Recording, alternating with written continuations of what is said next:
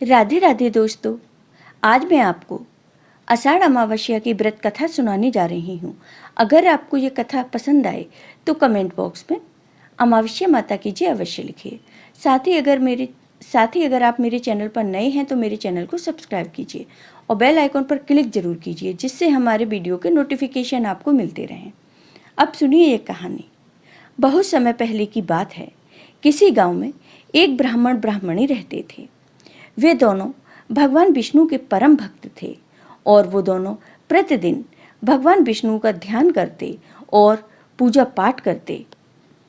उनके घर में किसी प्रकार की कोई कमी नहीं थी, परंतु उनके कोई संतान नहीं थी।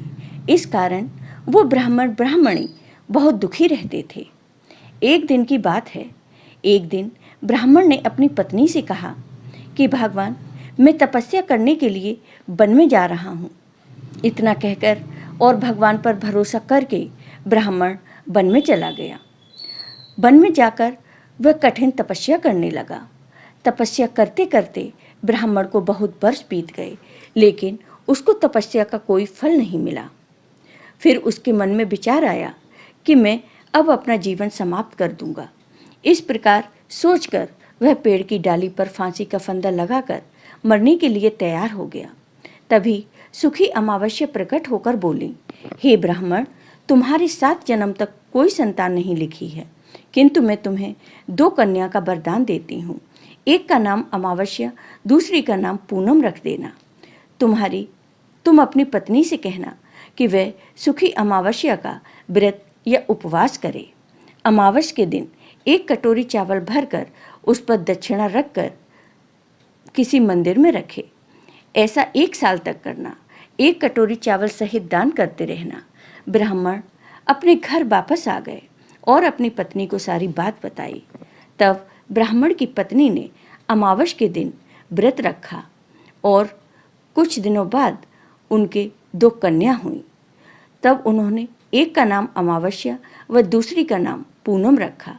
धीरे धीरे समय बीतने लगा और दोनों कन्याएं विवाह योग्य हो गईं। फिर ब्राह्मण ब्राह्मणी ने अपनी दोनों बेटियों का विवाह कर दिया। बड़ी बहन अमावस्या धार्मिक थी, वह पूजा पाठ किया करती थी, लेकिन छोटी बहन पूनम, उसको भगवान पर बिल्कुल भी भरोसा नहीं था। वह भगवान को बिल्कुल भी नहीं मानती थी। बड़ी बहन अमावस्या का घर धन धान्य से भरा हुआ था, उसे किसी प्रकार की कोई कमी नहीं थी, लेकिन छोटी बहन बहुत दुखी थी, उसके घर में कुछ भी नहीं था। जब अमावस को पता चला कि उसकी बहन बहुत दुखी है, तो अमावस्या गाड़ी भरकर सामान लेकर गई और अपनी छोटी बहन से कहा कि बहन, अमावस का व्रत तुम भी करो और पूजा करके उपवास करो, जिससे तुम्हारे घर में सुख समृद्धि का भंडार भरेगा। 1 साल तक चावल का कटोरा भरकर सदक्षिणा दान करो।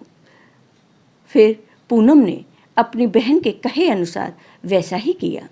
कुछ दिनों बाद उसके भी घर में धन धान्य और संतान को वृद्धि होने लगी। इस प्रकार जो कोई भी सुख अमावस्या का व्रत आदि विधि पूर्वक करेगा, उसके घर में सुख समृद्धि का भंडार भरा रहेगा। जय हो अमावस्या माता की। आपको ये वीडियो पसंद आया हो तो कमेंट बॉक्स में कमेंट करके ज़रूर बताइए। साथ ही मेरे वीडियो को ज़्यादा से ज़्यादा शेयर करिए। धन्यवाद दोस्तों।